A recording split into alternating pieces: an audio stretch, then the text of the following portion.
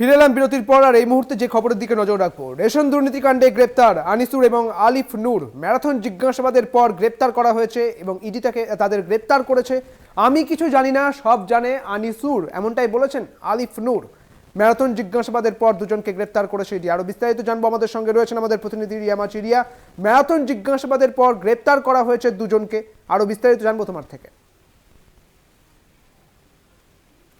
সকাল থেকে রাত অব্দি ম্যারাথন জিজ্ঞাসাবাদ এবং তারপরেই এই দেগঙ্গার টিএমসি ব্লক সভাপতি এবং তার দাদা দুজনকেই কিন্তু গ্রেপ্তার করা হয়েছে রেশন দুর্নীতি কাণ্ডে। এবং তোমায় জানিয়ে রাখবো যে আনিসুর রহমান এবং আলিফ নূর এই দুজনকেই গ্রেপ্তার করা হয়েছে ইতিমধ্যেই।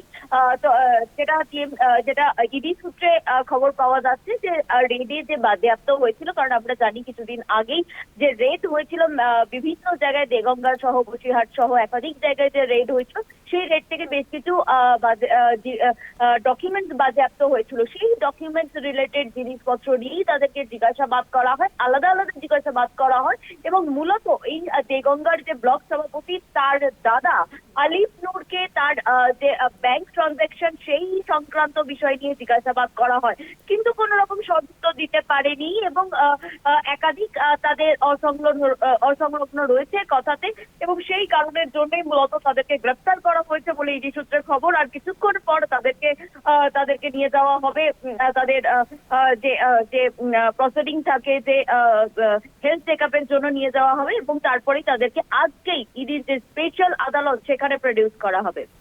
বেশ, অনেক ধন্যবাদ রিয়া মাঝি তোমাকে। আমাদের সঙ্গে ছিলেন আমাদের প্রতিনিধি রিয়া মাঝি। আপনাদের জানিয়ে রাখি, ম্যারাথন জিজ্ঞাসাবাদ চলে এবং জিজ্ঞাসাবাদের পর ইডি তাদের গ্রেপ্তার করা হয়েছে দেগঙ্গার তৃণমূলের ব্লক সভাপতি আনিসুর রহমানকে। গ্রেপ্তার করা হয়েছে তার ভাই আলিফ নূরকে। যদিও আলিফ নূর তিনি বলছেন যে আমি কিছু জানি না, আমার দাদা অর্থাৎ আনিসুর তিনি সব কিছু জানেন, এমনটাই ইডির যে জিজ্ঞাসাবাদ সেই জিজ্ঞাসাবাদের উত্তরে এমনটাই বলেছেন আলিফ নূর।